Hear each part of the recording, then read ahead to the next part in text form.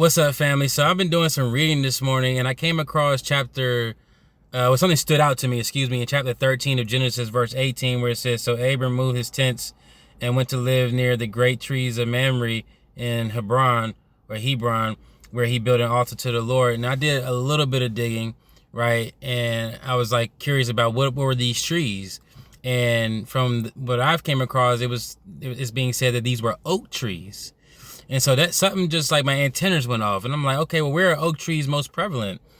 And apparently oak trees are most prevalent in North America, which would include the United States. So then it has me thinking about the Great Flood. And you know how we have all these continents, but in the beginning, it was just one landmass. So isn't it plausible that all these different oceans we have are essentially waters that are above land that is now covered because the elevation of the water didn't ascend low enough for that land to appear. And what we have now as land is just, the land masses that are at higher elevations, that, would probably be perceived as mountainous before the Great Flood.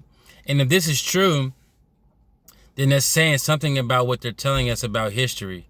Because again, the great trees of Mamre were oak trees. If that, from what I've read, if that's true, oak trees are most prevalent in North America, and this is where Abram settled at a particular moment, which goes against what the stories that were being told about the geography of where people were, living in the book of Genesis.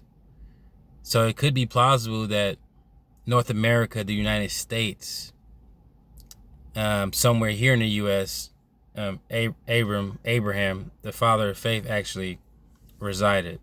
And if that's true, what does that say about the land in the United States of America? I'm going to just leave it there. You do your own research. Look at Genesis 13, chapter 13, verse 18. And tell me what you find in the comments if you're that interested. Take care.